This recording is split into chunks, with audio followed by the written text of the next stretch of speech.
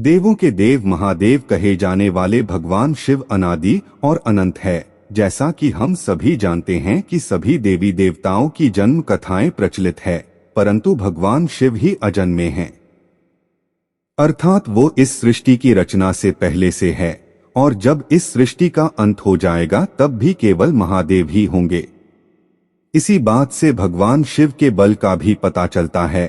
परंतु क्या आप उस राक्षस के बारे में जानते हैं जिसके कारण डरकर स्वयं महादेव के लगाई थी दौड़? अगर नहीं तो आइए बताते हैं आपको यह अद्भुत कथा। शिव महापुराण के अनुसार एक बार भस्मासुर नामक एक राक्षस हुआ जो भगवान शिव का अनन्य भक्त था।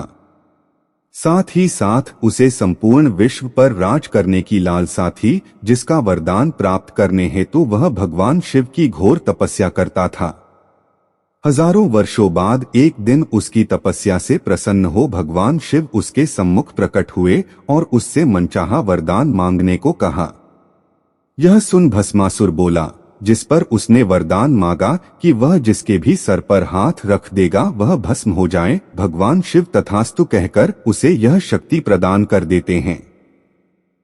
तब भस्मासुर के हृदय में छल जागरूक हो जाता है, जिसके कारण वह भगवान शिव के ही पीछे उन्हें भस्म करने के लिए दौड़ता है। भगवान शिव जान बचाने के लिए ब्रह्मलोक पहुंचते हैं, जहां ब्रह्मा जी उनकी बातें सुनकर डर के मारे अपने हाथ खड़े कर लेते हैं। इसके बाद भगवान शिव दौड़े दौड़े बैकुंठ पहुंच श्रीहरि को समस्त प्रसंग बताते हैं और उनसे अपनी रक्षा की विनती करते हैं। तब श्रीहरि विष्णु उन्हें उनकी रक्षा का आश्वासन देते हुए बहुत ही सुंदर नारी के रूप में अवतरित होते हैं, जिसे मोहिनी अवतार के नाम से जाना जाता है। मोहिनी भस्मासुर के निकट पहुंचती है, जिसके रूप को देख भस्मासुर सुध बुध खो बैठता है और उससे विवाह का प्रस्ताव उसके सम्मुख रख देता है।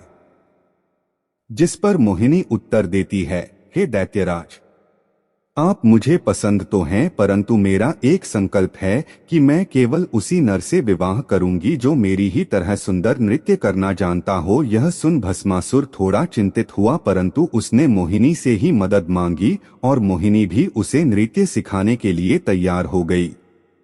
अब जैसा नृत्य मोहिनी करती, भस्मासुर भी उसे देख उसे दोहराता। तभी नृत्य करते करते मोहिनी ने अपना दायां हाथ अपने सर पर रखा और उसकी देखी देखा भस्मासुर ने भी अपना हाथ अपने सर पर रख लिया। बस फिर भगवान शिव का वरदान रंग लाया और उसी क्षण वह जलकर भस्म हो गया। इसके बाद भगवान श्रीहरि मोहिनी रूप को छोड़ वापस अपने वास्तविक रूप में लौटे। इसके बाद भगवान शिव ने श्रीहरि का धन्यवाद किया और साथ ही बोले, भोलेनाथ आप अत्यंत भोले हैं, परंतु आगे से याद रहे कि दान एवं ज्ञान सुपात्र को ही देना चाहिए, अन्यथा उसका दुरुपयोग होता है।